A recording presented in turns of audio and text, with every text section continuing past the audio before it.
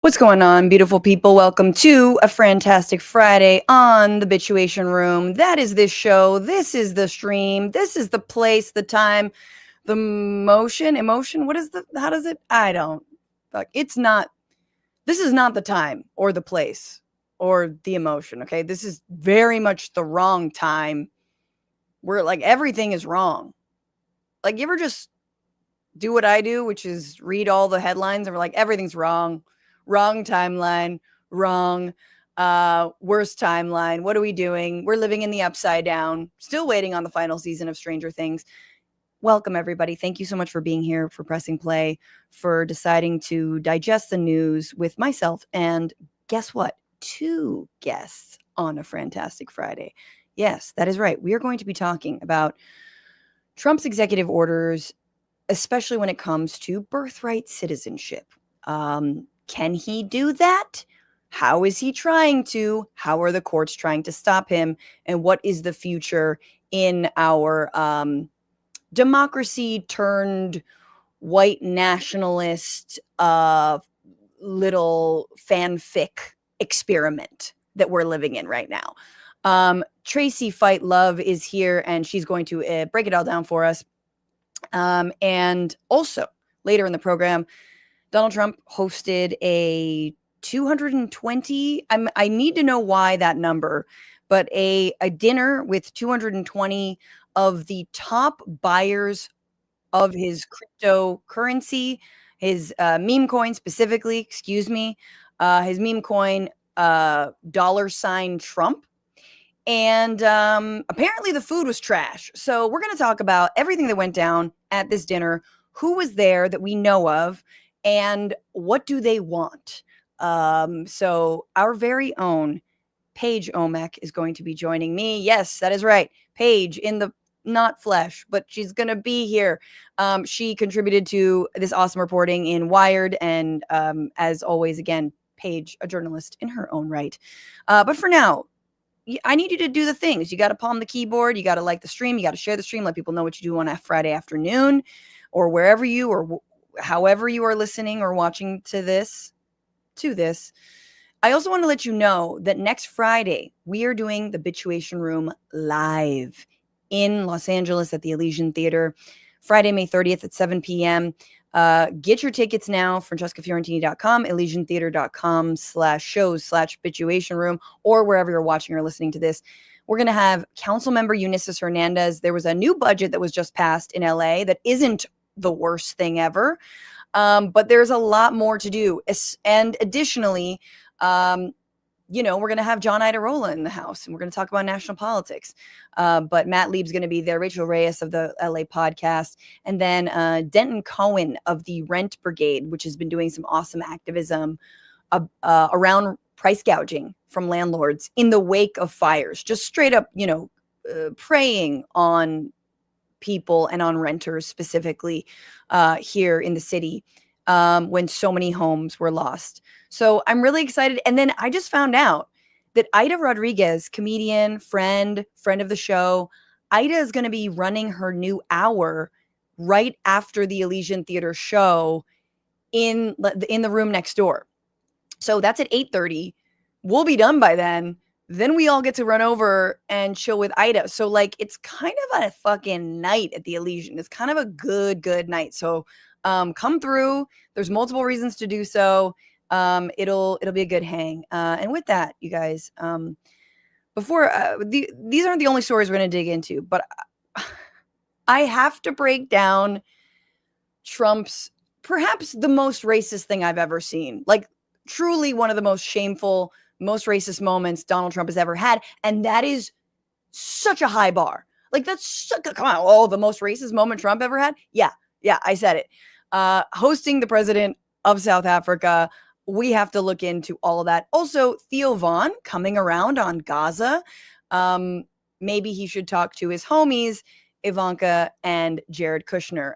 So excited to dig into those stories a little bit later on. But first, let me bring my first guest on.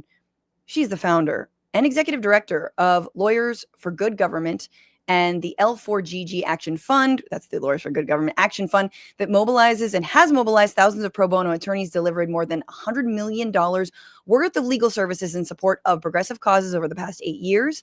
She's one of the nation's leading experts in designing and scaling remote pro bono programs in partnership with large law firms, in-house legal teams, individual attorneys, and legal services organizations.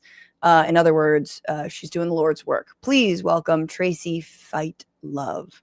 Traci, thank you so much for being here. Thank you so much for having me. Dude,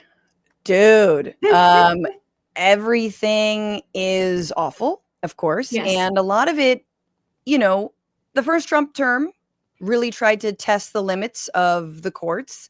And the second Trump term is no different. In fact, it's more unleashed, much more emboldened, and has the blessing of immunity, presidential executive immunity, according to the Supreme Court ruling, last year. So I wanted to break it down with you about everything that's going on regarding citizenship, specifically birthright citizenship. But maybe before that, I guess, just in general, like, what does it mean for this country, for any society, for any government, that the federal government is basically circumventing the right of courts, of immigration courts, of lower courts, defying injunctions, but specifically immigration courts I find really interesting, just to try to deport people either because they disagree with them politically or because, they're not white enough to stay. Mm-hmm. I mean, I think it's clear that we've crossed a very dangerous line. Our Constitution, even going back farther, the Declaration of Independence, everything was designed to ensure that the United States of America would never be governed by a monarch or a dictator. And how we tried to make sure that would be the case was by establishing not one branch of government, but 3 branches. So the Trump administration, of course, representing the executive branch here, but we are supposed to have a judiciary, judges, who can serve as an effective check against government overreach, against executive actions that are unconstitutional and illegal. We're also supposed to have a Congress that plays that role, but we're all seeing what happens when those branches are either not allowed to play the role they are meant to play or just simply refuse to do so. Yeah, I mean, I also think it's so fitting that, I'm someone who talks and criticizes the Democratic Party for, I think, helping lay this very unconstitutional groundwork, especially when it comes to immigration. And you, as someone who's, helped raise funds to, help immigrants fight in court.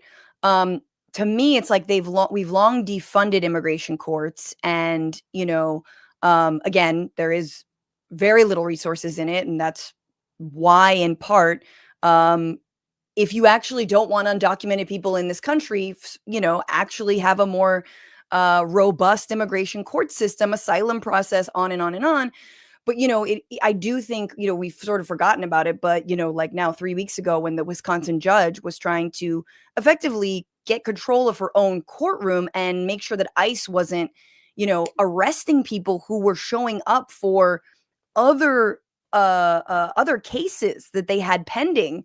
She's trying to assert some sort of, jurisdiction over her own court here, and ICE is running roughshod over them. So it's like, that's the other thing is, and she's not an immigration judge. This was about a misdemeanor, but it's just something to point out. And I think you're right. We're in this like uncharted territory. This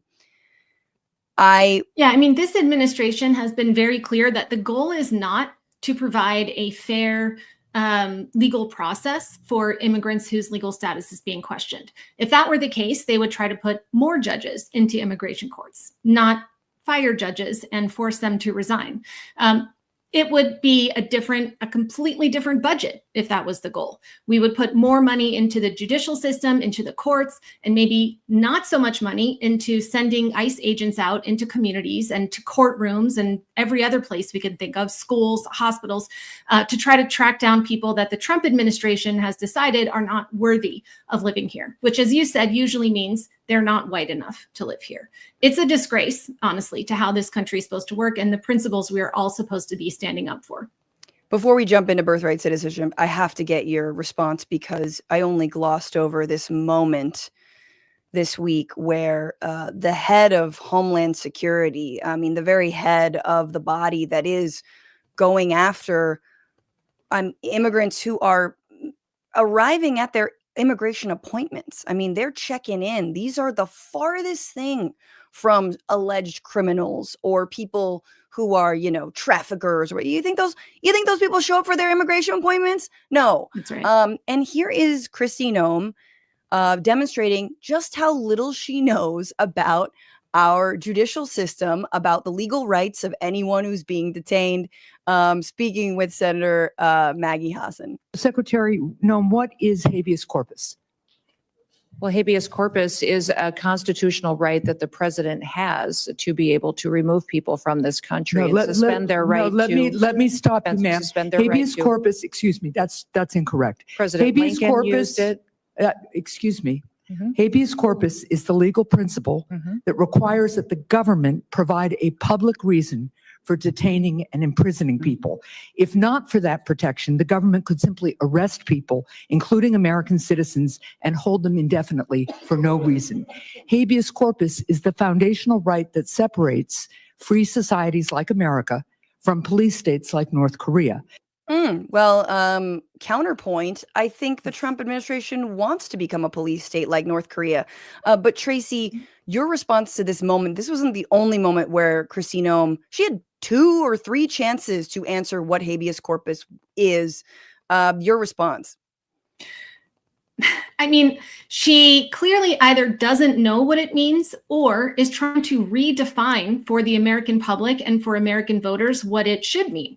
According to her and the rest of the administration, pretty much any constitutional right that is meant to protect us, the people, is actually, per their interpretation, the right of the president to do whatever he wants. Somehow every argument comes back to that. Well, it all comes down to the president and the president and the president and the president. No. In fact, many of the rules and many of the provisions of the Constitution were designed expressly to ensure that the president could not harm the people in the ways that he is trying to do so right now. So again, it's an example of either weaponized ignorance or propaganda. I'm not sure which.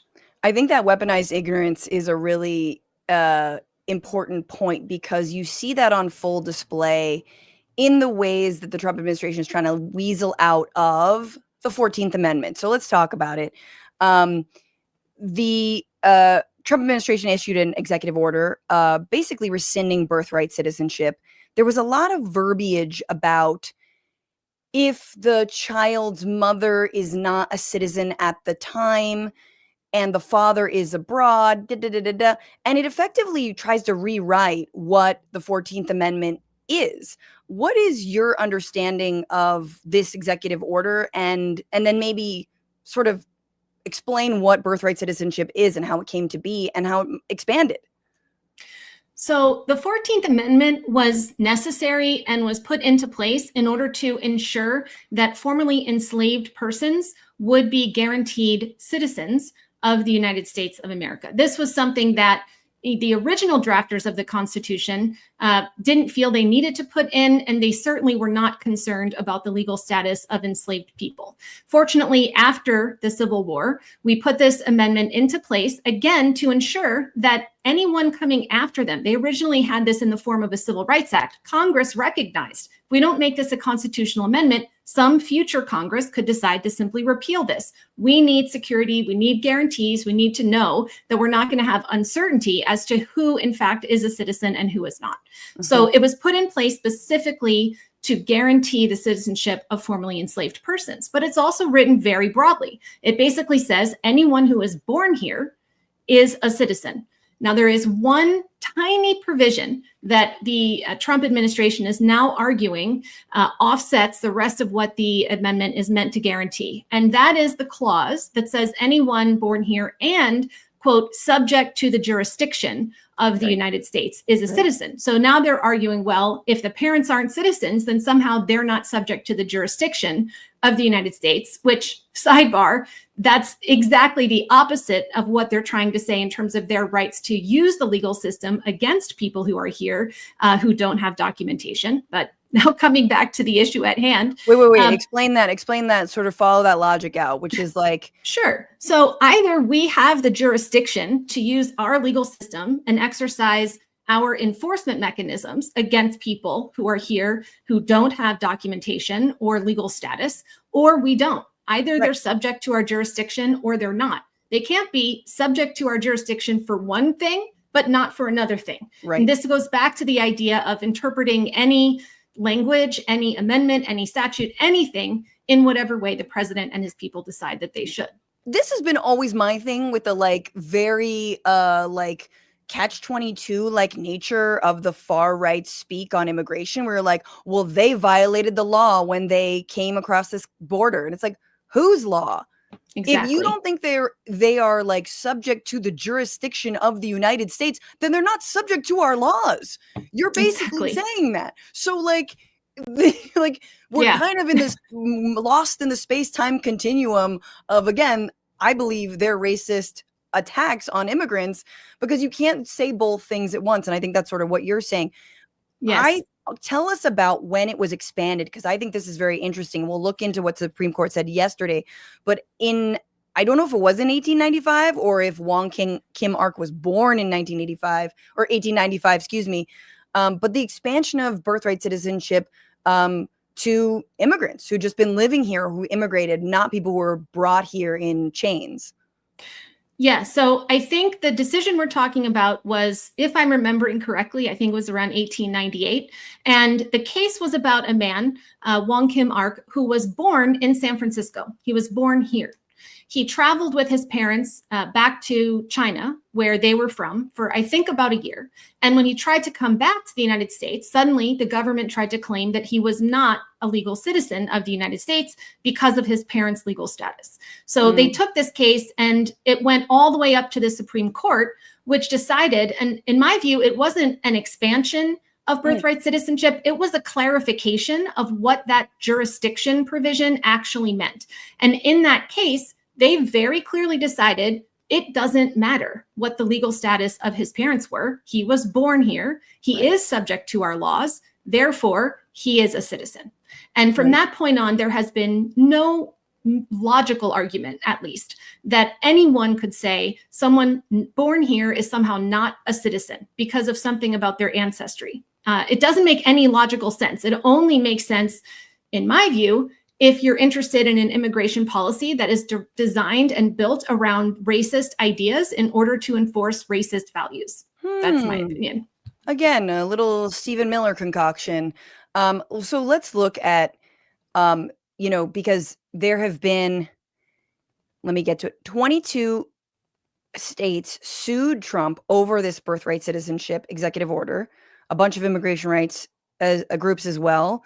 3 different federal district court judges invalidated the order rescinding birthright citizenship, issuing this universal injunction, which we'll talk about in a little bit. Trump has a lot of problems with injunctions, obviously. And it was elevated, whether or not the injunction should stand, preventing, the EO from going into effect, was elevated to the Supreme Court. And here is Solicitor General John Sayer, who's arguing on behalf of the Trump administration, and his thoughts about, he's arguing specifically and speaking with Justice Sotomayor, sort of on the history of birthright citizenship in the 14th Amendment, kind of what you were saying, rewriting it as he speaks. Right now, we have multiple courts. We have novel courts who've percolated this issue and said, you're violating precedent. Not only precedent, but the plain meaning of the 14th of the Constitution. Respectfully, I think what we have are lower courts making snap judgments on the merits that ignore the fundamental principle of the 14th Amendment, that it was about giving citizenship to the children of slaves, not to the children of illegal immigrants who really were not even a very discreet class at that time. And that's a sort of argument that deserves Congress who argued against the 13th Amendment just because of that. Some people who argued against passing the amendment just because of that, because it would give citizenship to gypsies. I think the relevant history of the 14th Amendment is the statements of Senator Trumbull, who emphasized that domicile was the key criterion. He said that in a letter to Andrew Jackson. And we've cited in our Ninth Circuit briefing a host of decisions that back that up. Rejected repeatedly. We can go into the history of citizenship, but I still go back to my question. Okay, so that is a little moment where she was like, okay, you're now referencing history that got rejected. I mean, it's sort of deliberately to the point you said about the clarification about if you're born here, like Wong Kim Ark was born in San Francisco, you're a citizen. And he's like, no, that's not what it was for. Yeah, I mean, it's a ridiculous argument. I think he knows it's a ridiculous argument, but it's all he has because he's been put in this position of having to argue for something that directly contradicts not only the express language of the Constitution, but a very clear Supreme Court precedent that has been in place for 120 something years. Justice Sotomayor is exactly, thank you, is exactly correct to ask this question.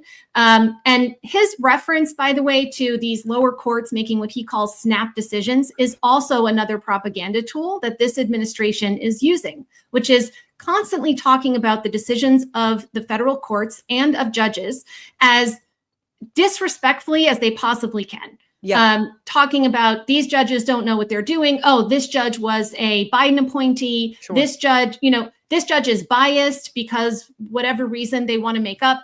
But it's this idea that the only court decisions that they think should be respected are the ones that they agree with, and not even if they're Trump justices, right? Right. No, it's only if they agree with that particular decision that they think it was correct and fair. Kind of the same idea of saying the election was only fair if I won it.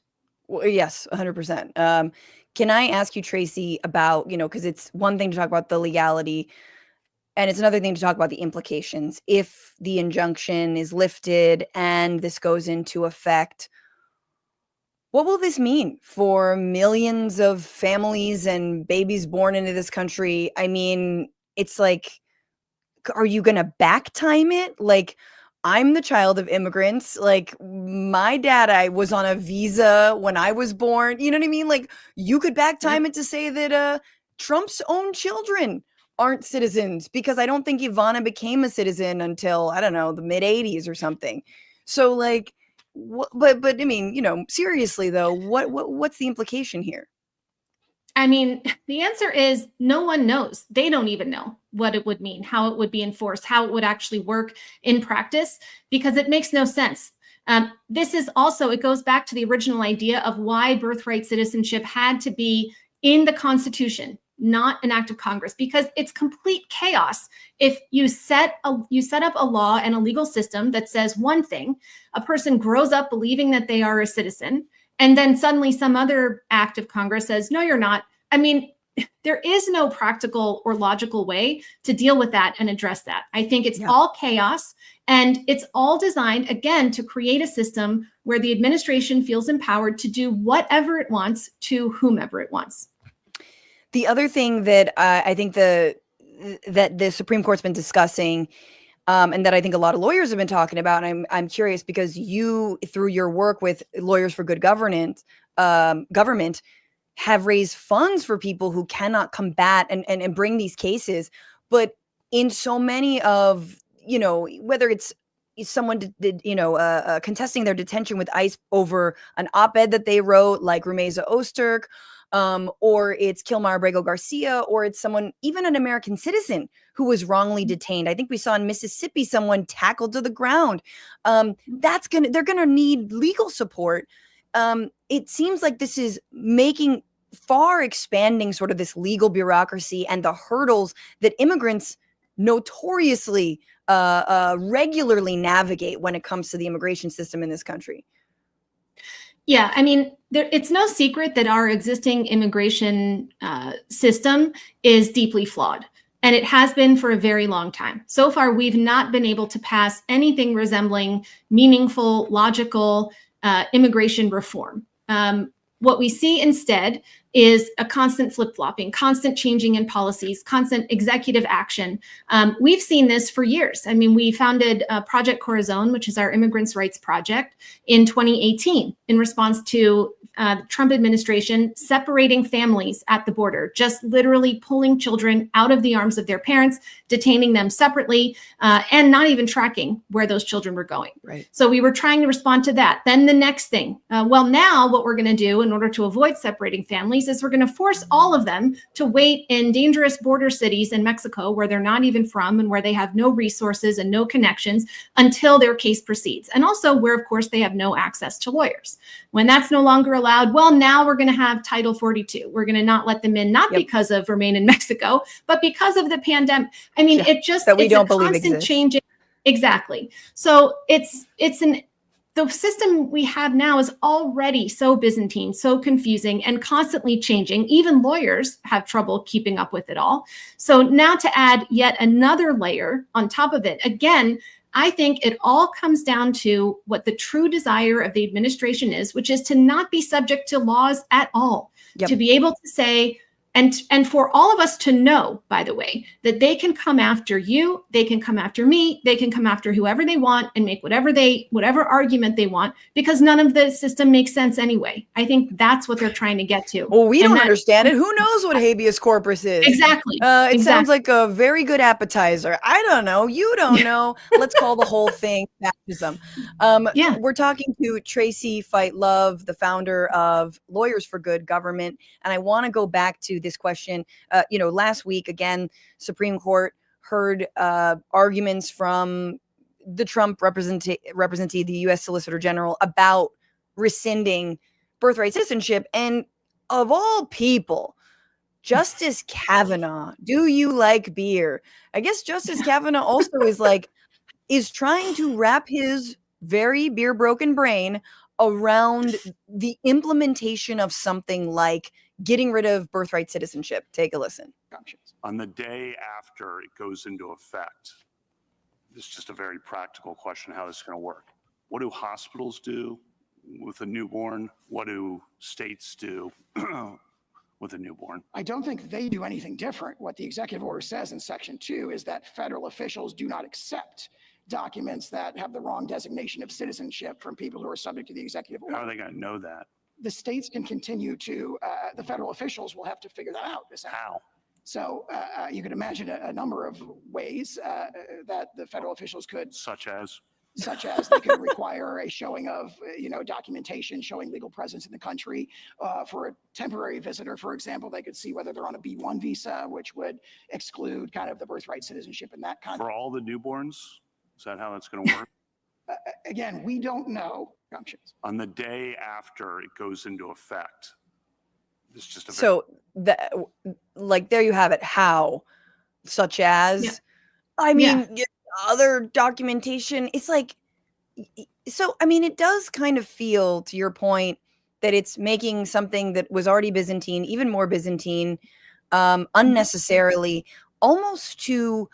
I think the argument that I'm hearing you make is to kind of do a self-fulfilling prophecy of, well, now, since we've got all of these new undocumented immigrants that have just been born into this country, it justifies our Gestapo even more, our ICE brigades. Exactly. It justifies patrolling hospitals we're talking about fucking infants. Yes. And listen to what he said, right? He said the states will continue to do what they're doing, and then the federal government will take it from there. We'll figure out who's really a citizen. We'll figure out what their legal, what the status of their parents was. We'll take care of it. We don't know how. We're not going to provide any specifics. We don't have to. Just trust us. We're on top of this. We're going to figure it out. Again, it makes no sense unless you're trying to get to a point where there is nothing that anyone can rely on. It all comes down to, does the federal government like you or not? And if they don't, they can dig into your history. They can go back to your birth certificate. They can challenge whatever they want to challenge. But as long as they like you and you're pretty much doing what they say and towing the party line, then don't worry, you'll be fine. It's a terrifying argument. It's terrifying. And finally, if we can move on from birthright citizenship, I did want to talk about in this last budget bill that is now before the Senate that doesn't need is filibuster proof, just needs a simple majority to pass, which is also terrifying. One of the many terrifying things is that it further consolidates Trump's power, and it does that through this Rule 65C or something like this, that basically is, it's their little hissy fit from all of the other injunctions that they've received. Remember, there's a, injunction on the Alien Enemies Act for deportations. Because we're not at war with Venezuela, even though that's what Marco Rubio is saying, or that's who he's deporting to a gulag in El Salvador. There's also been an order to return Kilmar Abrego Garcia from that gulag. And now in this budget bill, I'm going to just read it. It says, or this is a sort of a rundown of it. Plaintiffs seeking a preliminary injunction or temporary restraining order have to, quote, give security, which is like posting bond. For a case to move forward, plaintiffs will have to put up money enough to cover costs and damages in case the court temporarily prevents the government from implementing some aspect of its agenda. So it's almost like the government's like, well, you're not letting me do human rights abuses, so you got to pay me for the interim time while it is decided whether my human rights abuses, or sorry, this illegal act can go forward or not. That's right. I mean, it's just trying to put one more barrier up that prevents Americans from holding government accountable and from challenging unconstitutional executive action. There are many ways that he's trying to do this. I mean, all the way from trying to punish law firms who might even consider taking on a case like this, and now saying, if you want to challenge unconstitutional, extremely damaging actions of the federal government, you better be prepared to put up, who even knows how much money, millions of dollars potentially, as security before you can bring this case in front of us. So most people would never be able to afford that, obviously. So it's even worse than a barrier that applies to everyone, because now it's saying, well, if you have billions of dollars, then feel free to use our legal system. And if you don't, then too bad for you. Too bad for you. We don't care. Yeah. Right. I mean, and that's kind of his approach with the immigration system, ironically, is also, well, you can get the Trump gold card if you pay $5 million. Oh, you can do an injunction against me if you have, $10 million or whatever. I don't know. Who knows? Even a small amount is like, that's not actually how the legal system works. Before I let you go, do you have thoughts on, I mean, I don't know anything about the legal community. I don't know anything, but I am hearing whispers of like, this is dividing the legal community. This is emboldening, the good actors in the legal community. And some law firms are stepping up. I don't know. I'm not, versed enough to know which law firms are. I know media, and I know you see like CBS caving and, so many other outlets that are like, we're just going to pay the money because we want that merger, baby. But can you give us any insight into how lawyers are standing up at this moment? Or not? I think lawyers are standing up in different ways, but I actually don't think there's really a divide in the legal community, at least not on the issue of whether the executive orders targeting individual law firms were legal and constitutional. I haven't heard any member of the legal community say, no, it's perfectly valid, nothing wrong with those executive orders. He should feel free to make accusations based on his own personal vendettas and then use the entire weight of the federal government to punish lawyers and law firms who go against whatever he says. I haven't heard anyone make that argument. What I do see is a lot of lawyers and law firms responding in the exact way that the executive order was designed to force them to respond, which is trying to protect the interests of their clients, trying to protect the interests of their firms, right? And their employees and their staff and everyone who depends on them. But no one is making the argument that it's actually legal or constitutional. We're seeing people respond in different ways, including this past Law Day on May 1st, when my organization, along with 150 other incredible organizations across the country, came together for Law Day of Action. We had 10,000 lawyers show up in more than 50 cities across the country in front of their federal courthouses, raise their hand, and publicly retake their oath, our oath, to defend and support the Constitution, as a reminder to ourselves and to the public and to the administration that our loyalty is not to him or any president. Our loyalty is to the Constitution, what it stands for, and ensuring that our democracy functions in the way it's meant to, which is a government by the people, for the people. And I had misremember, or I didn't actually even know that there was executive orders directly targeting, what is it, the Perkins LLC, or and just like, what the like, also like, do we have to obey the EOs? Come on now. Like, I don't.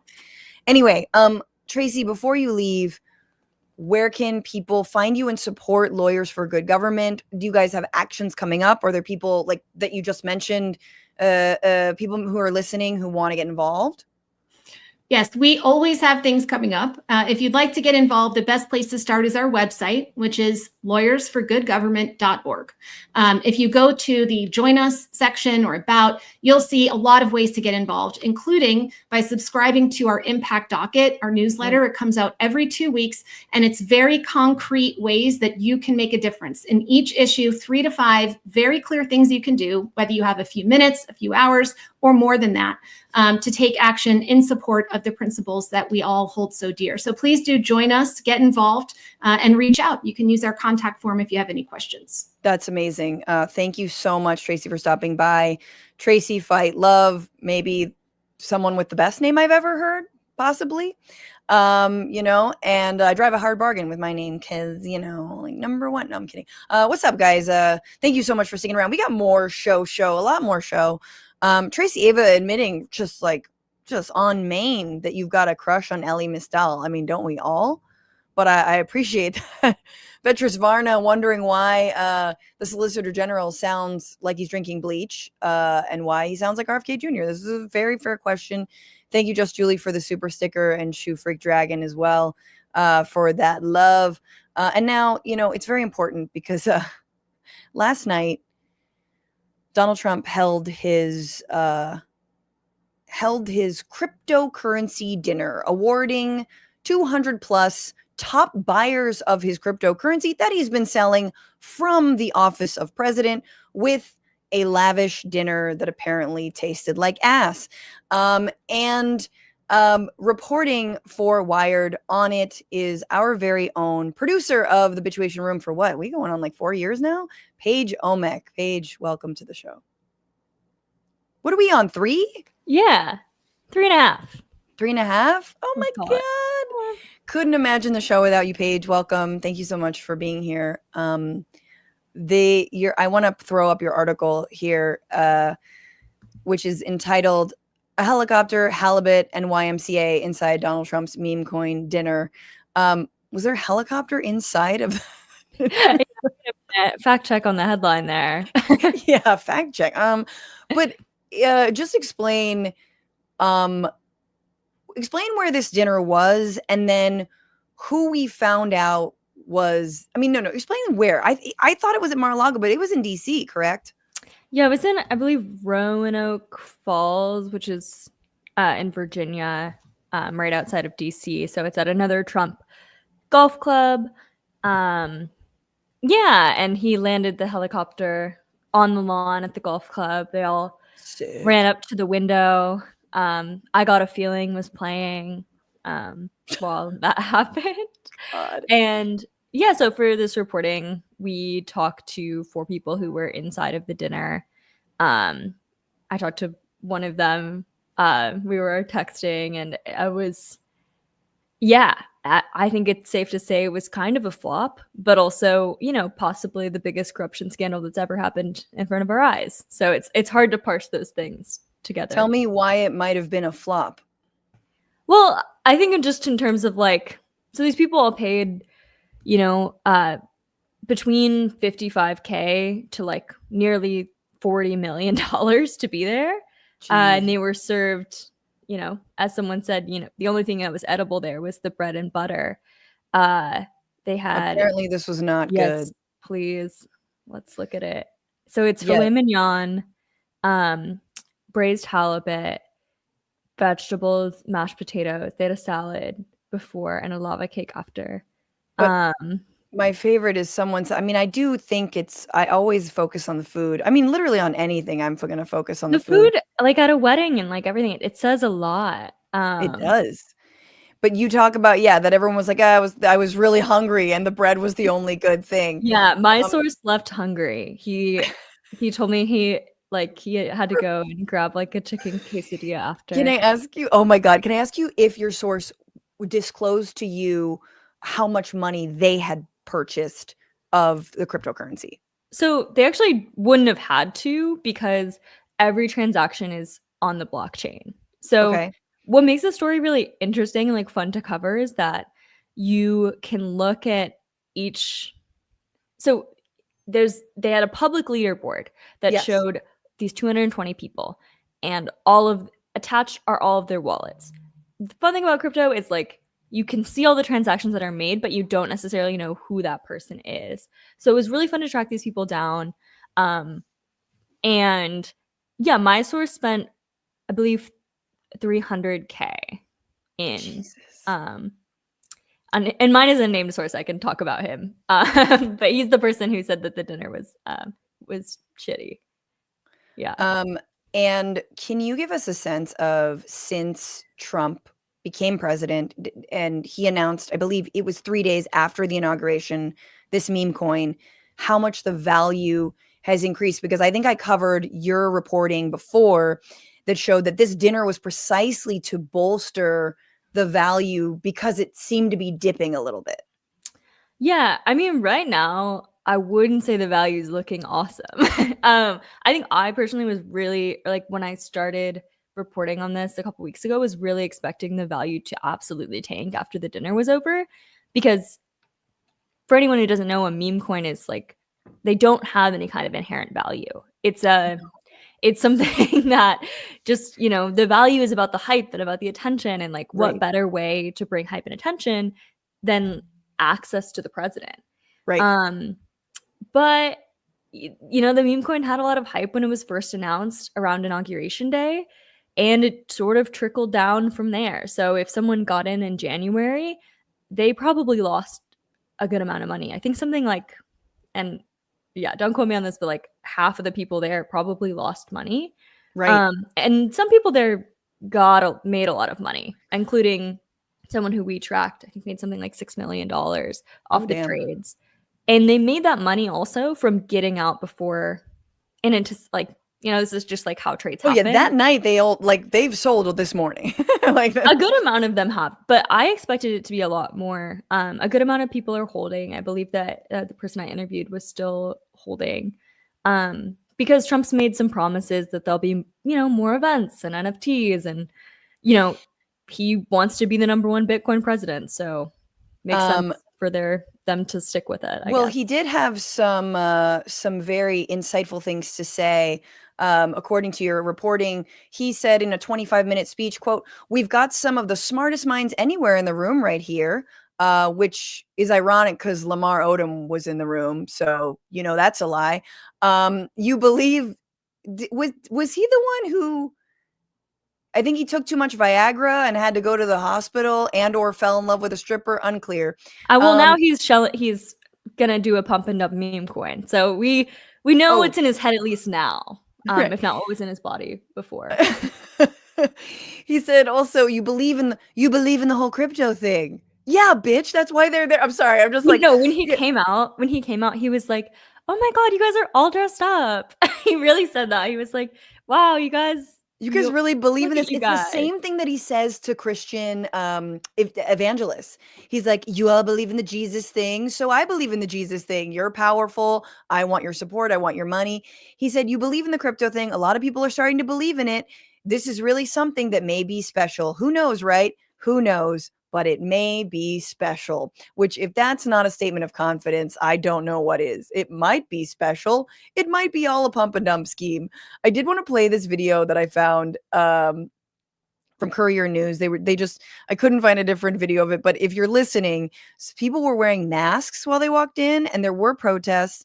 But this is someone in like, I don't know what the hell, I don't know what kind of mask this is, but they're walking in to the dinner.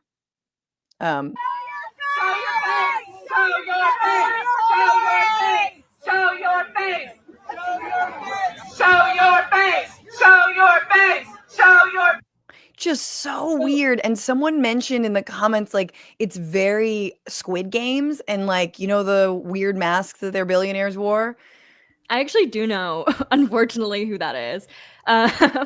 So that's the number 2 holder. So that it's worth talking a little bit about like who were the people showing up to this. If they're so as I said, it's all anonymized on the blockchain.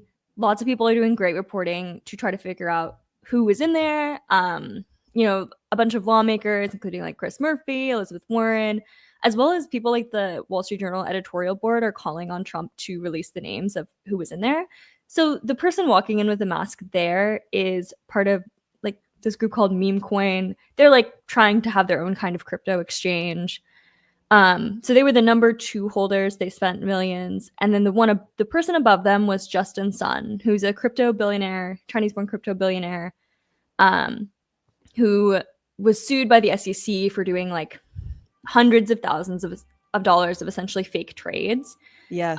So he was under investigation.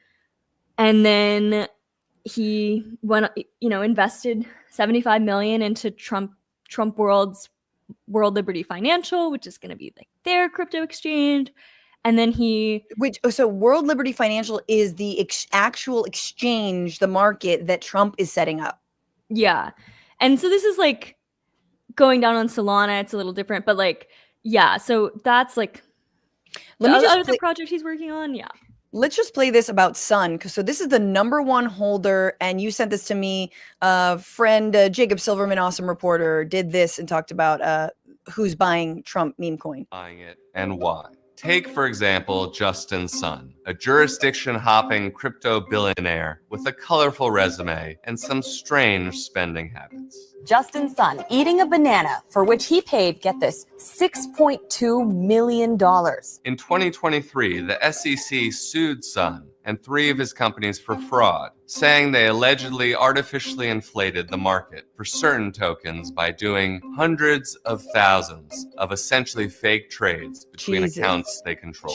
After the election, Sun invested $75 million into one of the Trump family's other crypto ventures, World Liberty Financial, and became an advisor. And in February, Trump's SEC asked a court to pause the lawsuit against Sun. Okay, let's stop there. This is the clearest thing it's ever been. Top holder of my meme coin is a guy who did 600,000 non-existent trades to overly inflate his market. He's now, not only am I going to drop the SEC charges on him, just like, I mean, this is part of the reason Elon got involved in government as well, to drop any SEC, cases against him. But I'm going to make him an advisor on my market. So you can do the same kind of criming, swindling poor rubes whose dicks have really not grown. And I'm sorry to say, as much crypto as they buy it will not. It will not. And the only person who really for sure had a good night last night was Justin Sun. They invited him up to speak at the end of the dinner. And when Trump was speaking, he said something to the extent of like, we used to have an SEC that was, looking at people, and now we had an SEC that was after everybody, and we changed that. So, they're saying that out in the open.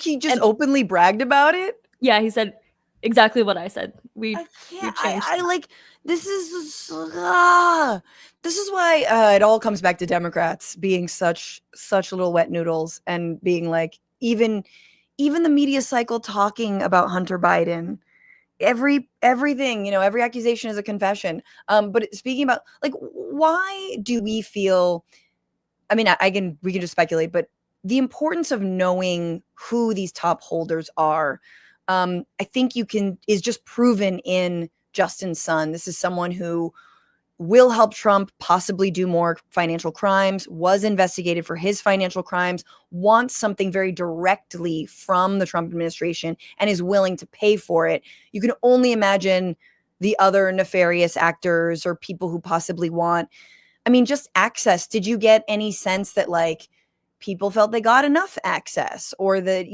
they got private FaceTime with Trump or private FaceTime with anyone else cool who they wanted to pitch?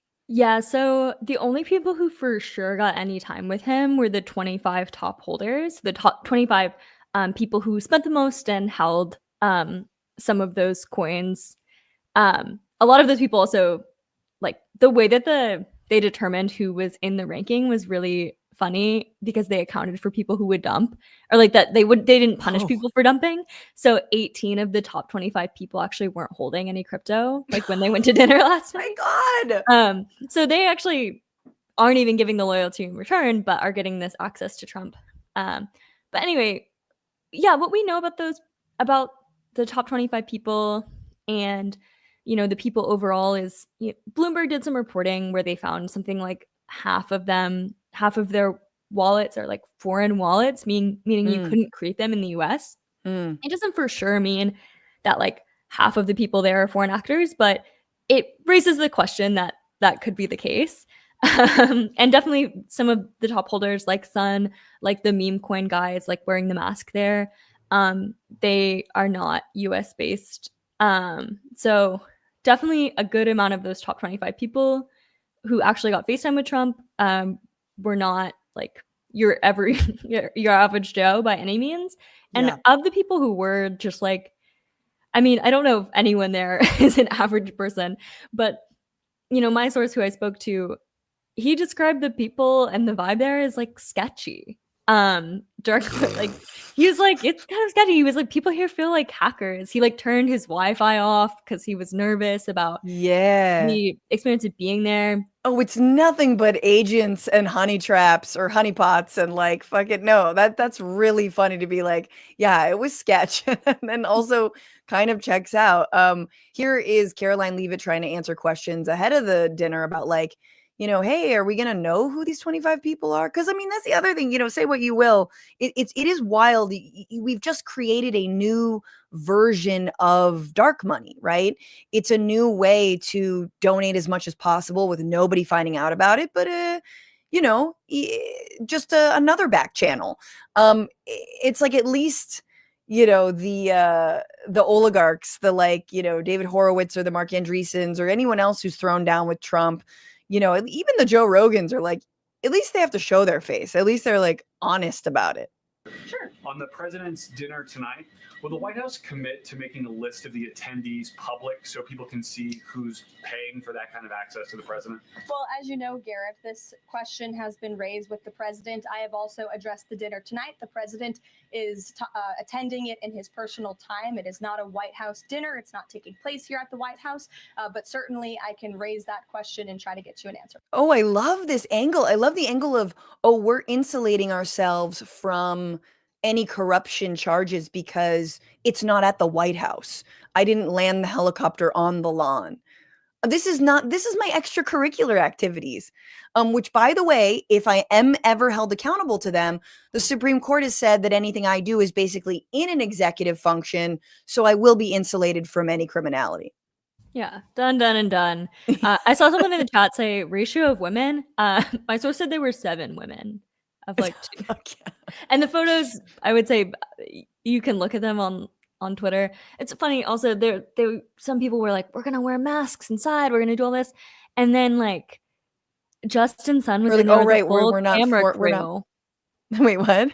Justin Sun was in there with a full camera crew capturing everyone's faces. So I don't actually think that these people will be anonymous for long. I think that the call for it to be released is like valiant, but I don't think they're sort of hide. I mean, like, gee, do I like swing this into me being? I mean, what's fucked is like, yeah, there's some people, maybe like the number 2 guy or Justin Sun, who are like, I'm kind of out in the open, it's fine, or Lamar Odom, but there certainly are people who probably are not on the up and up, who are sketchy. I mean, not that these guys are. I'm just saying, like, who don't want to swing this into some sort of influencer campaign. They literally just want access. And they didn't. Oh, I was just going to say they didn't get it in the moment, at least. At the majority of like the, full 220 people, Trump talked for 25 minutes and he did not want to hang out with these guys. Like, to be honest, you're all a little sketch for me. You're all a little sketch. You seem like hackers. Just like Barron, He's yeah, amazing with the computer. He was like, is Barron gonna, we were so excited, is David Sachs gonna come? Is Barron gonna come? Nobody came. Nobody came. Like, the food was bad. But it's not to diminish like the corruption that is happening in front of our eyes. No, and that's the point. Why do this is Trump University level. This is like, you do the whole course, you get promised a meet and greet with Donald Trump himself, and you get a picture with a cardboard cutout of Donald Trump. That is the prize. This is to scam you, and it's on you for thinking that you could even get access. You don't got that Laura Loomer pussy. I'm sorry, that's so gross. I just had to throw that in there because it's you, Paige. And here is just the last thing. Caroline Leavitt being asked, hey, isn't this illegal? Isn't this just kind of a bribe? And just following up on the dinner tonight, you mentioned this is not a White House dinner, but the president is always the president, and the Trump family is making money off of this. So can you just explain, how is this not the president using the office to enrich himself? All of the president. He's the alt president. He's his alter ego. We all have different facets of us. Janie, or I love when she addresses people by their names, like as if that's a fucking insult. Anyway, The president's assets are in a blind trust, which is managed by his children. Bullshit. And I would argue God. one of the many reasons that the American people reelected this president back to this office is because he was a very successful businessman before giving it up to publicly serve our country. The things that I would like us to do when we do the revolution, but liquidating whatever the hell is in the Trump coin and, using it to solve world hunger, for example, or as someone in the chat, feed the children of Gaza, or the people of Gaza, said Gypsy Vegan. Paige, any final tidbits, notes, things we should be on the lookout for with this meme coin? I think I would love for people to continue to keep their eyes on it past this dinner. And there's an incredible amount of like crypto legislation and things going through right now. And I'd also encourage people to like look back at Molly White and Jacob Silverman, as well as my writing about how crypto influenced the 2024 election. Yes. The last time Molly White was on was excellent. It was awesome. And, they've spent more money historically than like the oil and gas industry.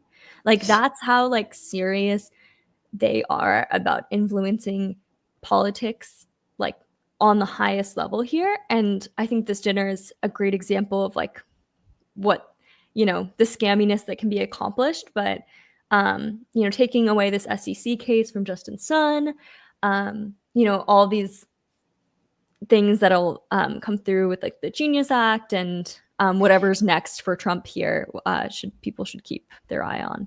Yeah, the stable coin, which is different than the meme coin, according to Elizabeth Warren, who's very upset about this, rightfully so, voted against it. Adam Schiff, Gillibrand, Booker voted for the Genius Act. Apparently, the stable coins trade volume has increased over $1 billion, over 1,000%. She's asking the Senate to do something. I mean, it seems like what's really interesting before you go, it seems like the Genius Act, what we kind of always learned from Jacob Silverman when he was reporting about Sam Bankman-Fried and that case was that Sam Bankman-Fried, remember, his whole goal was to go legit with crypto. It was to regulate crypto so that it can be an alternative currency that is just completely normalized.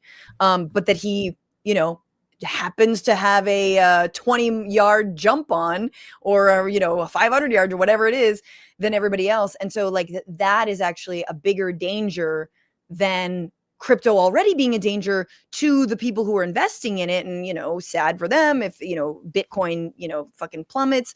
But that then going legit means your entire economy could be subjected to the rise and fall of a meme coin or stable coin or whatnot, and how much more dangerous that is.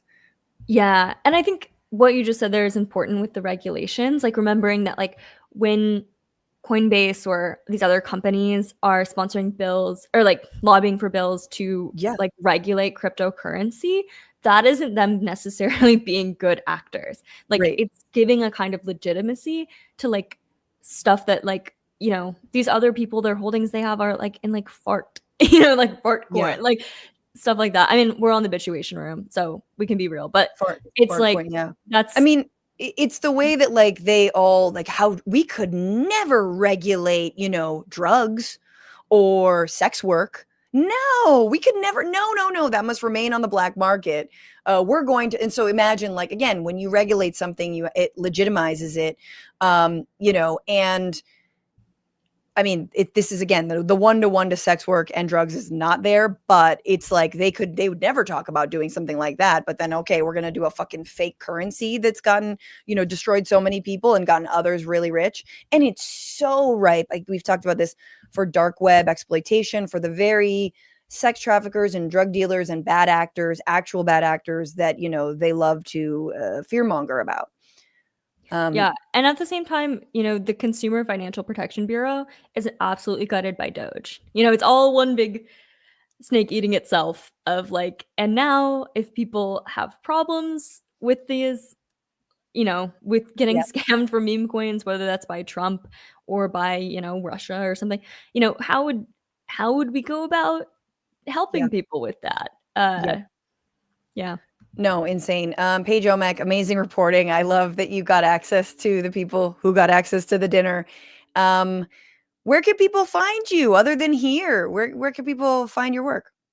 Yeah, I mean, you can find me here. I have some reporting in Wired, The Nation, The New Republic, and this summer I'll be following the New York mayoral campaign for Gothamist.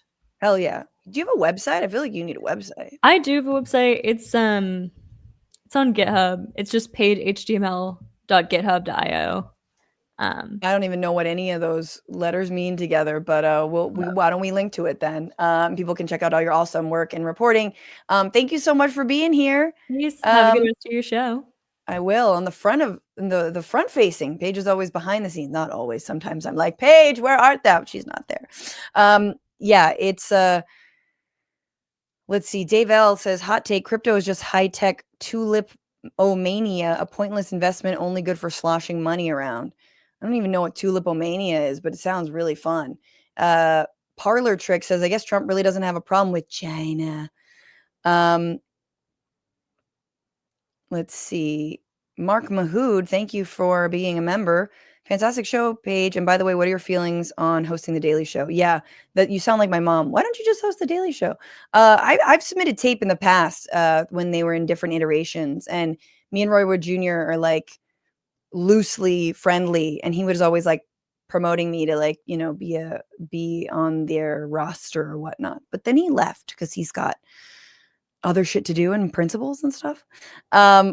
Guys, oh my god, so we got to talk about South Africa, we got to talk about Theo Von, and I think we will ride out on those two stories. But on Wednesday, Donald Trump hosted the president of South Africa, Cyril Ramaphosa, and it was in the top, like, I think we're making a top 10 list most embarrassing public meetings with heads of state. And I do think the Vladdy ones are like up there. They're like the oldies, the goodies, the ones where he was like, don't spy on Americans, like, are you gonna hold Russia accountable for any of the election interference? Don't do it. That one was up there.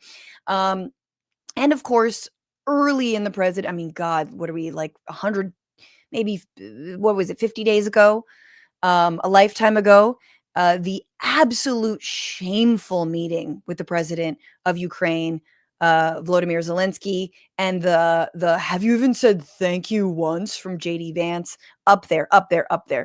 But this meeting with the South African president, my God, number one, I just want to name how deeply embarrassing it is for the president of the United States to be echoing like 4chan, 8chan, 16chan, like Pepe meme, mass shooter vibes, conspiracy theories, using the phrase white genocide. And look, Elon might be saying that he's taking a step back from government. He's done with it. He doesn't want to invest anymore. But clearly the man has made his mark in many different ways, but sort of culturally, conspiratorially, this has got to take the cake. And it is so like nothing, I feel like someone's just shoving my face in the doo-doo that is this racist ass country when things like this happen. When a plane of 59 whites arrive from South Africa at a very time that we are deporting, 237 non-whites to a country they're not even friggin' from. And like, it's just such a deep, like, hello darkness my old friend moment where you're like, yeah, no, we are a super racist country. We are being run by Pepe memes. We are from their blanket fort playing out all this white genocide stuff, like, and don't get it twisted. I'm assuming that a lot of the new hires that ICE is making or the people they're deputizing are probably former militia members. They were there on January 6th. Maybe they even got pardoned by Donald Trump. If they weren't rearrested for some other shit. But this was absolutely insane. It involved Donald Trump showing the president of South Africa a bunch of unsubstantiated videos out of context. He's got a bunch of printouts. And so I want to take you through a few of these moments. So it kind of opens before we get to like the, God damn it, the details. But it opens with Donald Trump saying to the president of South Africa that what is happening right now in South Africa is a reverse apartheid. Now, mind you, all of this we're going to dig into what this is about. This is about, allegedly, in his mind, white farmers being killed by black South Africans. So white South Africans, Afrikaners being killed by black South Africans for their land, right? That's what he thinks the white genocide is. Obviously, set aside the irony of calling something like that a genocide in this time in Gaza. A correct and a fair media exposes things, but we have a very corrupt media. They won't even report this. If this were the other way around, it would be the biggest story. Now, I will say, if this were the other way around, it would be the biggest story. So what he's saying is, if black people were dying in Africa, it would be the biggest story. And we all know that whenever black people die in Africa, the media stops what it's doing and covers it wall to frickin' wall. Huh? Yeah? Anyone?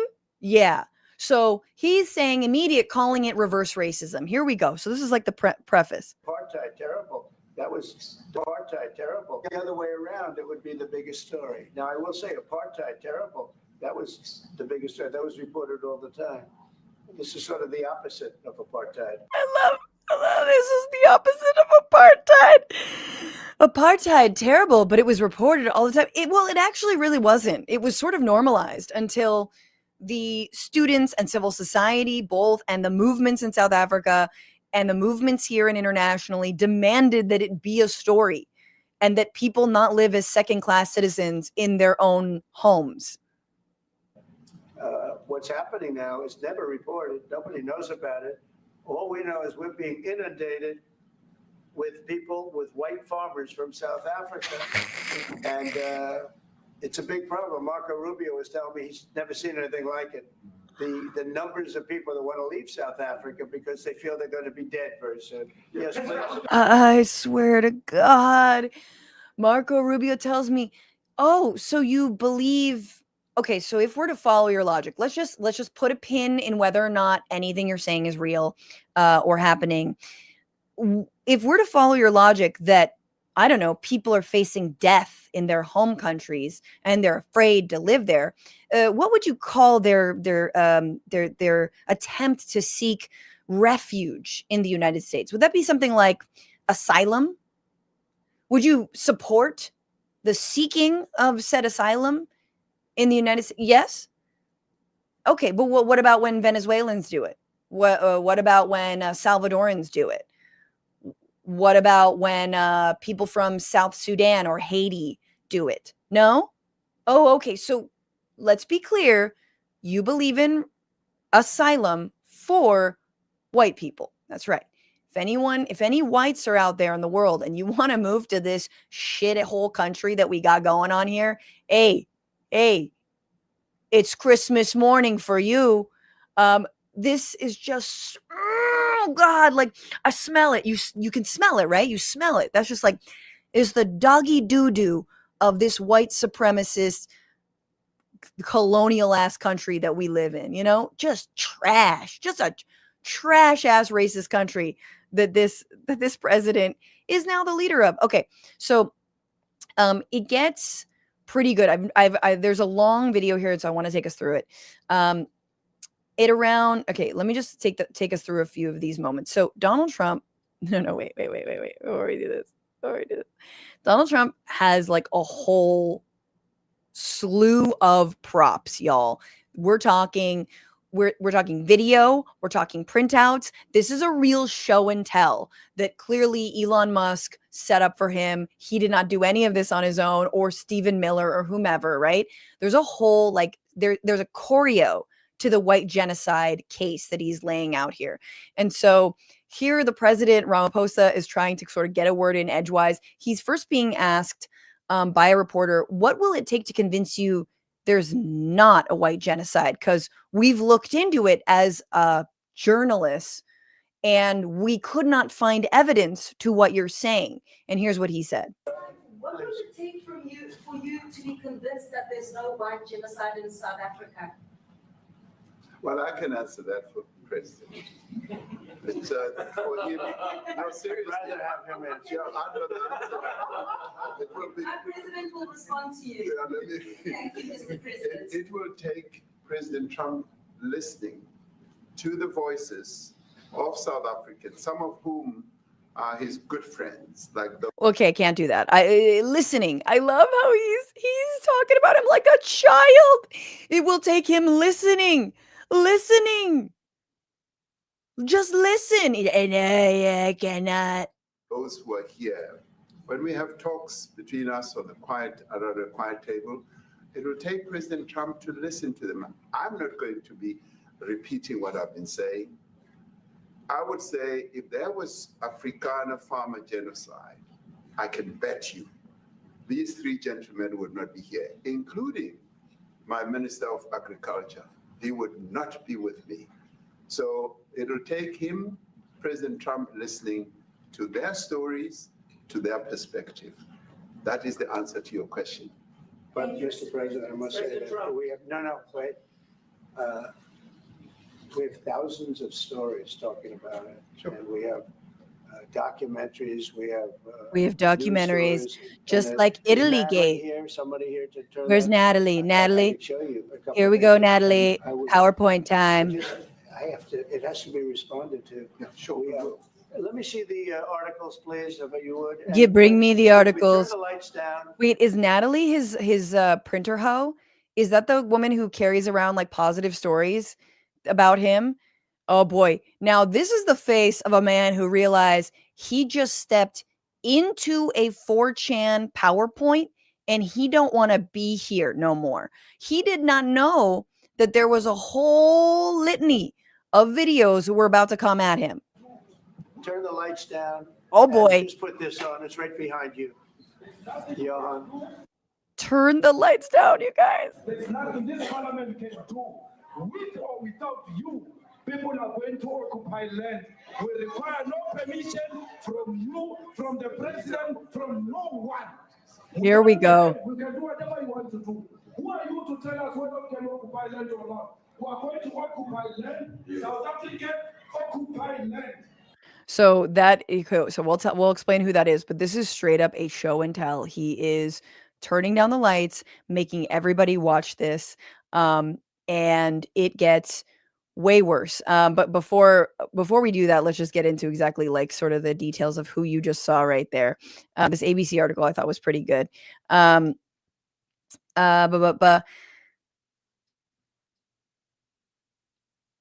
hang on.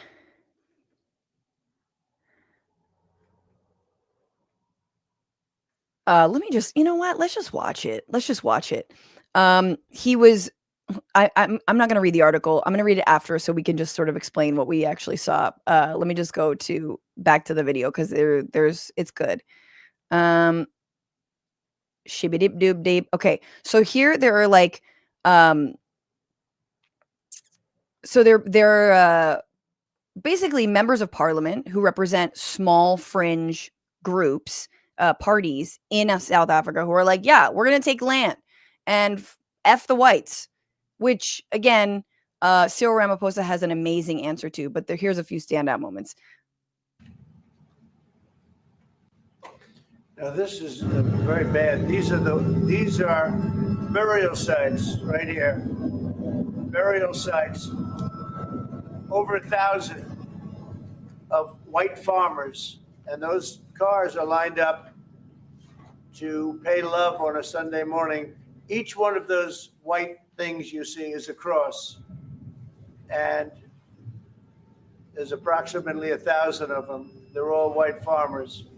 Okay, so he's showing aerial footage of a bunch of crosses lining a street, and he's saying that each one of those crosses, of which there are about 1,000, he's showing everybody, that they are the burial sites of a white farmer.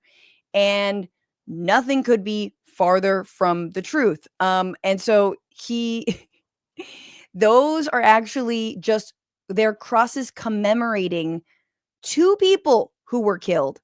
Vita Rafferty and Glenn Rafferty. They were displayed as part of a temporary processional. Thus what the cars there are there for as well. Again, Google Images. I think this was like a few years ago, because in 2023 they weren't there. So he's saying, no, those are literally the dead people. That's how many dead farmers there are. This is a genocide. I mean, this is Kilmar Abrego Garcia had MS-13 written on his knuckles level. Old man doesn't understand video he's watching or thing he's looking at. The family of white farmers. And those cars aren't driving. They're stopped there to pay respects to their family member who was killed. And it's a terrible sight. I've never seen anything like it. Both sides of the road, you have crosses. Okay, and then this is great because then Cyril goes, wait, hang on, where is this? Have they told you where that is, Mr. President? No, I'd like to know where that is because this I've never seen. He says, I have never seen it. But, okay. I mean, it's in South Africa. That's where.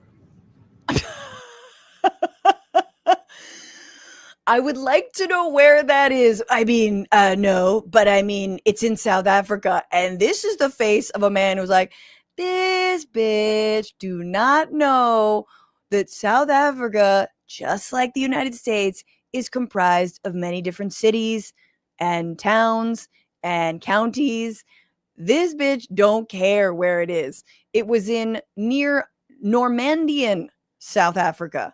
It was 2020 was the year that took place.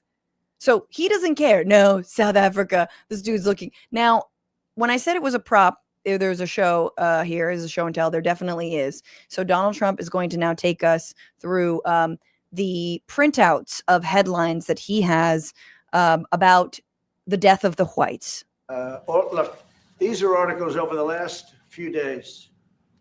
Death of people. Death of people. Death. Horrible death. Death. I don't know. But you know that Pick anyone. Death. I don't know. Death. More death. Who knows? Did I read it? Not going to. Just death. White South Africans are fleeing because of the violence and racist laws. And this is all, I mean, I'll give these to you.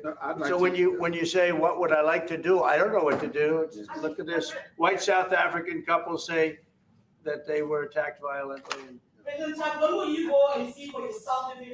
Well, I could do that. Look, here's burial. He was told by somebody, like, why don't you go and see for yourself? Well, I could do that, but I would actually, here's what's better than me actually trying to go on the ground and sort of prove whether or not there's a white genocide, I just would like to show you some printouts that Stephen Miller just printed out the other day and paperclip very nicely that sort of have the word death in them, and South African and white, not necessarily in that order, but in some order. And, yeah, some of that death was maybe there was a domestic violence dispute. In fact, someone just got stampeded by, a herd of wildebeest, but it's still a white person who died in South Africa. And so who is to blame? But the blacks, that is probably what is going on here. And that's what I'm going to say is going on here. That is far more interesting to me.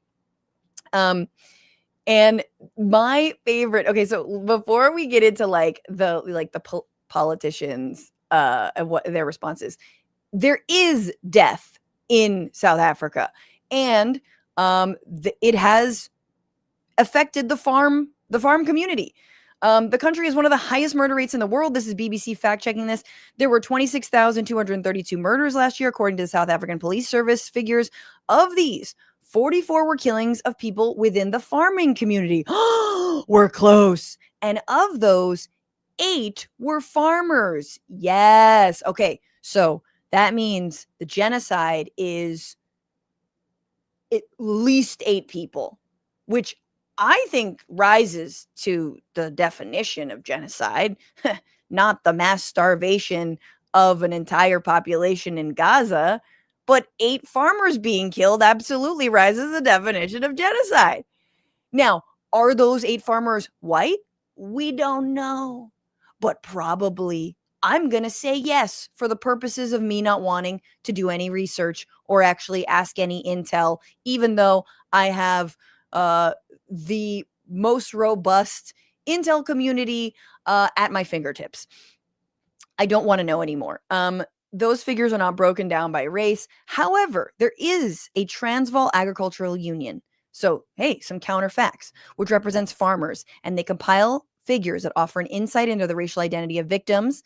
The TAU relies on media, social media posts, and reports from their members. Their figures last year show there were 23 white people killed in farm attacks and 9 black people. Okay. So a little bit of genocide going on, 23 over 9 black people. So far this year, TAU has recorded 3 white people and, damn it, 4 black people killed on South African farms. We don't know if they're farmers or whatnot, but if you're, they could probably up their numbers to retroactively justify what the president is saying out of his ass. The other thing that they showed were speeches, like I mentioned, from politicians of minority parties who were calling for violence, a song that they played of people singing "Kill the Boer," which is it's a controversial anti-apartheid song that critics say call for violence against white farmers. South African courts have characterized the song as hate speech, but recent judgments have ruled that it can be legally sung at rallies, as judges say it makes a political point and does not directly invoke violence. Trump said that those leading the singing were officials and that people were in office. One of the men leading the rally was Julius Malema, who had previously led the ruling ANC's youth wing. In 2012, he left the party and has never held an official government position. He now leads a party called Economic Freedom Fighters, which won 9.5% in last year's election, entering opposition against the new multi-party coalition. So again, a guy who sang a song now has a small minority party within the government, okay? And here's Cyril Ramaphosa trying to explain to him that just because there are minority parties in the country doesn't mean that they represent policy or that anything that they're calling for in a song, maybe kind of, sort of, if you interpret it in a certain way, is at all policy. And listen to the shade that Cyril Ramaphosa has for Donald Trump, because it's and all of us Americans, because it's kind of beautiful.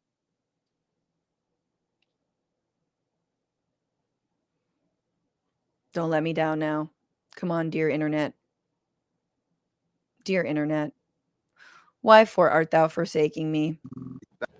On March, they had a dance in your parliament, whatever you may call it, legislature. But let and me it was clarify that. terrible. Yeah. Let me clarify that, because what you saw, the speeches that were being made, one, that is not government policy.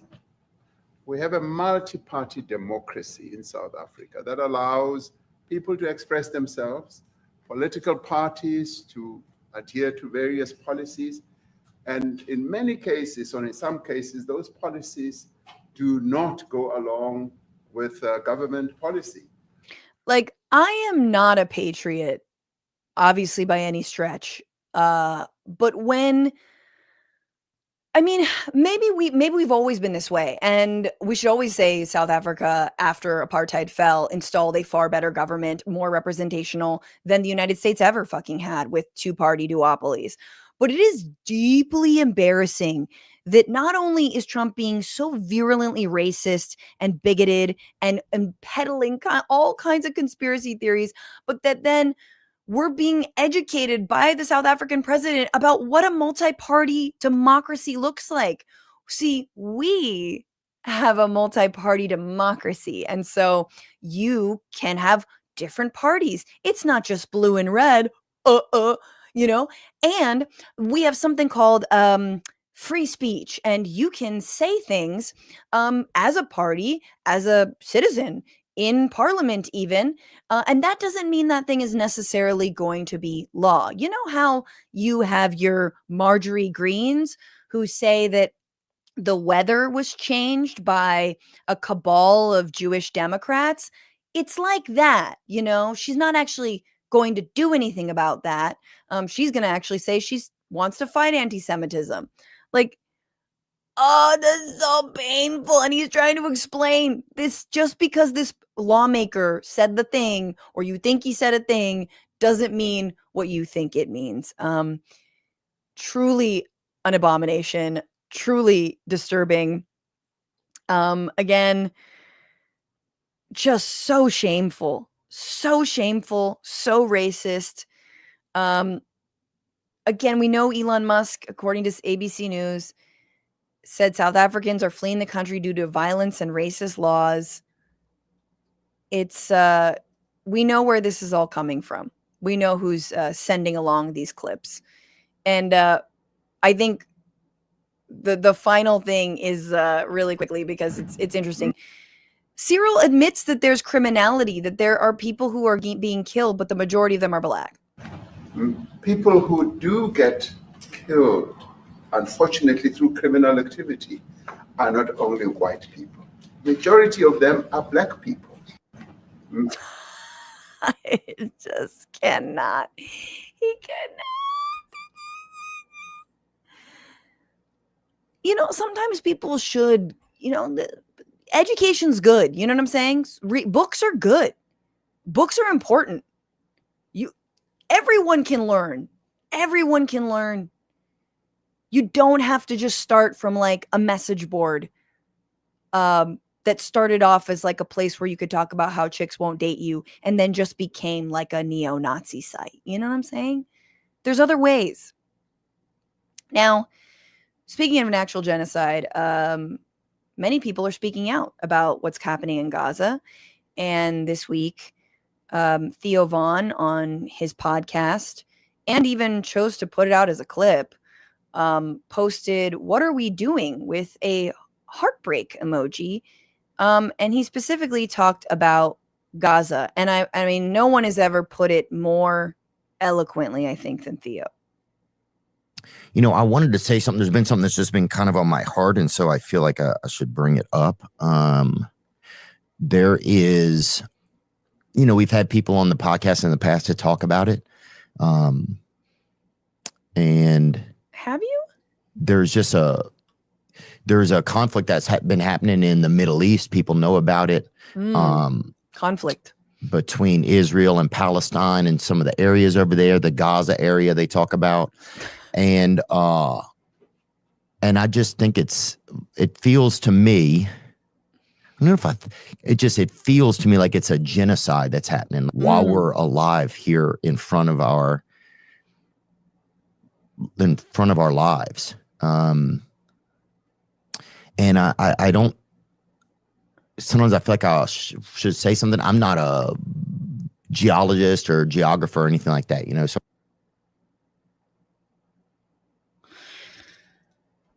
I'm not a geologist. Yeah, I mean, I don't know if this is rose quartz. Oh, I don't know how deep you need to dig a well to reach an aquifer. I don't know the depth of a shale gas rig, but what I do know.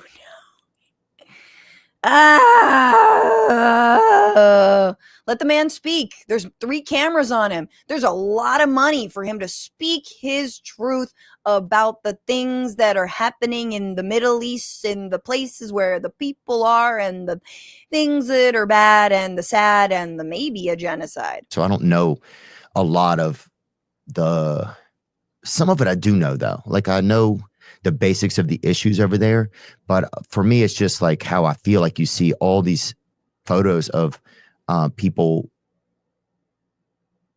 just children, women, people, body parts, just people like putting their kids back together. And I just can't believe that we're watching that and that more isn't said about it.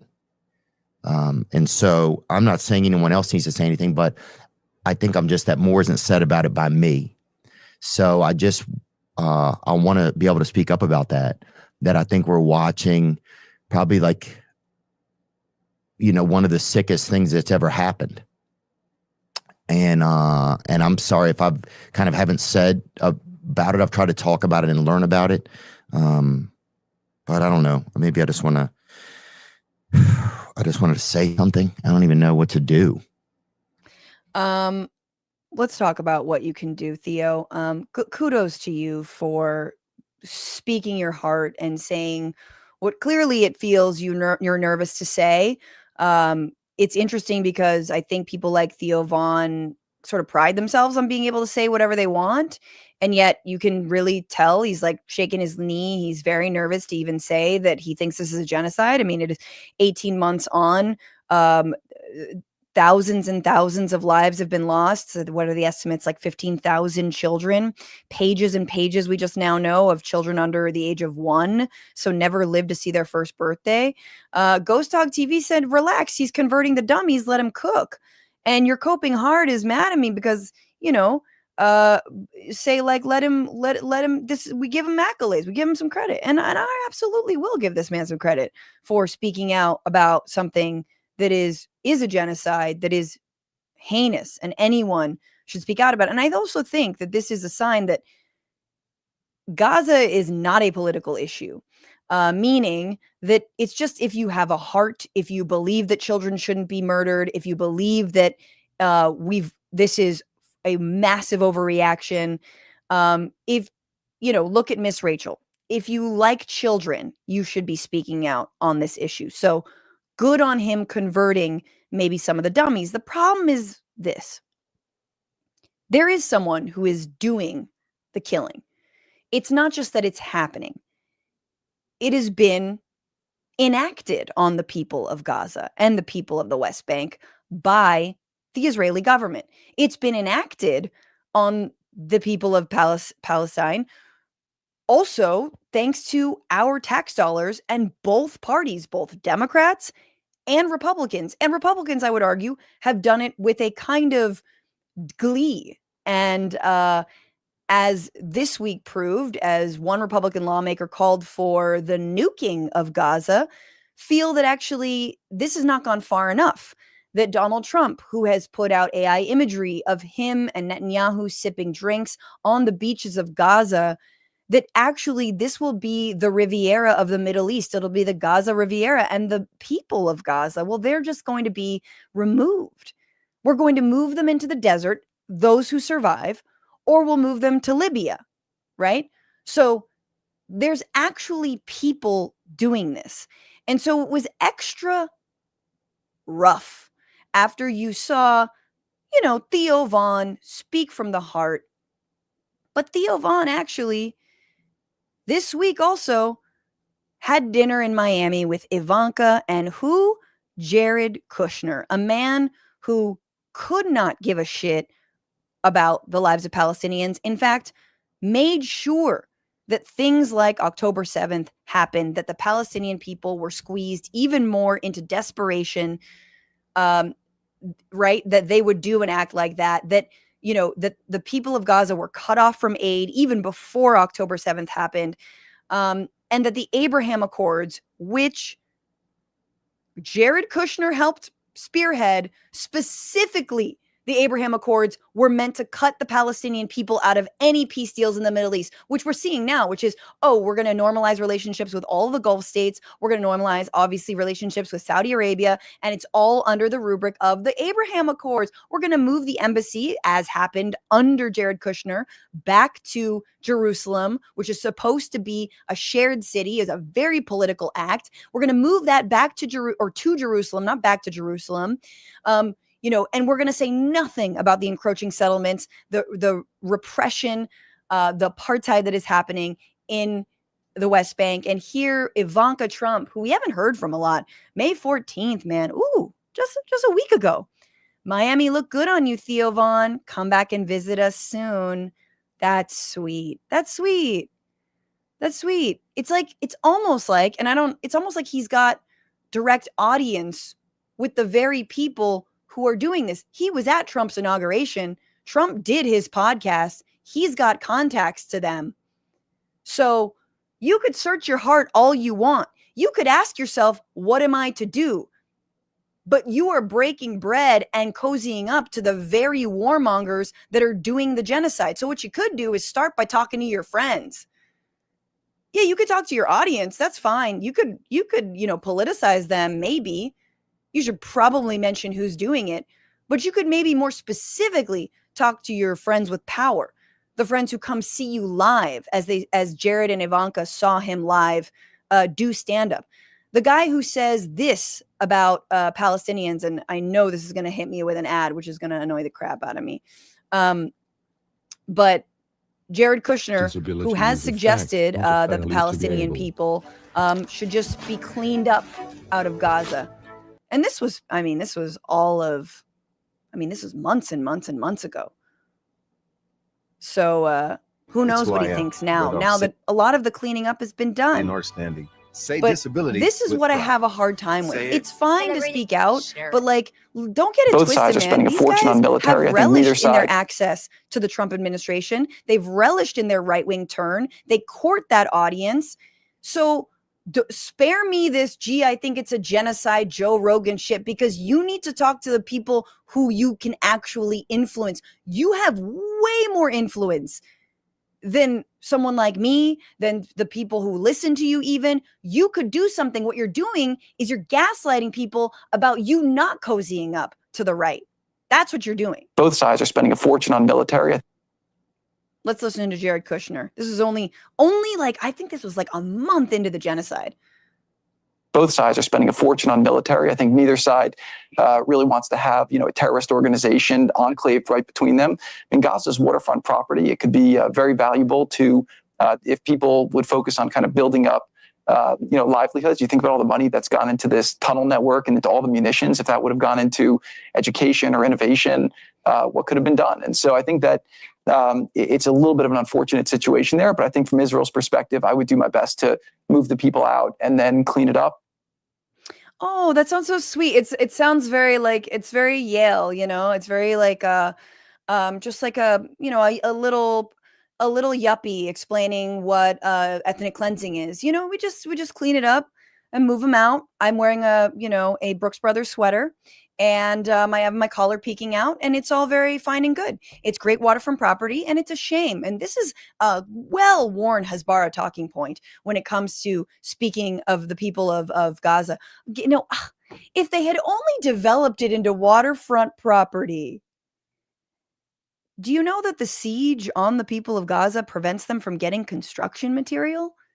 Basic shit like that. Do you understand that's part of it? In addition to medicine, in addition to food, that they were also, I forgot what percentage of food came from international aid before October 7th, but it was the majority. It was well over 50% of the food came from international aid. So, sure, maybe a couple dummies thought differently for a moment, but like, spare me what is actually happening. Spare me the idea that you don't know what to do, or that this is a big win and we've got to fucking applaud because some massive podcaster said one thing about Gaza. Yeah, man, it's 18 months on. There have been however many hundreds of thousands of people maimed, injured, displaced. Like at this point is like, it's not, is like not commenting on like, I don't know. I don't know what it's not commenting on. The sun coming up, you know, like it's pretty out there. It's pretty well worn. Anyway, you guys, that's just me being salty. And this is you saying adieu. Thank you so much, Omega Shenron Dragon over on Twitch, for subscribing. Again, 19 months strong, 19 months of the Frantifa, but they weren't all great. But you know who was? The lady reading this message along with the chat and the community at large. Love you all, you filthy animals. Love a good Home Alone reference. And Nissia Vassamain, thank you for resubscribing with Prime, as well as Wiffry over on Twitch. Thank you, Nocturne Noble, for those bits. Happy patron. Thanks for answering some of my AMA questions. I promise I meant no shade. I know you were now. You had like 40 questions, my guy. Everybody, I will be live next Friday at the Elysian Theater with John Idarola, Unisys Hernandez, Rachel Reyes, Matt Lieb, Pallavi Gunnalan, stand-up comedian, as well as Denton Cohen of the Rent Brigade. It'll be so fun. Good vibes, IRL vibes. You know, that's the kind of shit that we all need. I hope you guys have a great Memorial Day weekend, which always remember to keep the fight alive for George Floyd and defunding the cops, which is what Memorial Day weekend will always remind me of. In addition to doing actually right by our veterans. Thank you until Tuesday. I'll see you then. You can always send a super chat in or a little sticker or any love. Become a patron. Patreon.com/Bitchuation if you were like, what was the AMA? What did she say? What were the questions? What was the shade? Get access to it. Patreon.com/Bitchuation. Get it into your eye holes and your ear holes. Oh, shoot. I don't think I put it out as an ear hole. Okay. We're putting it out as an ear hole. You guys are great. See you very, very soon. Bye.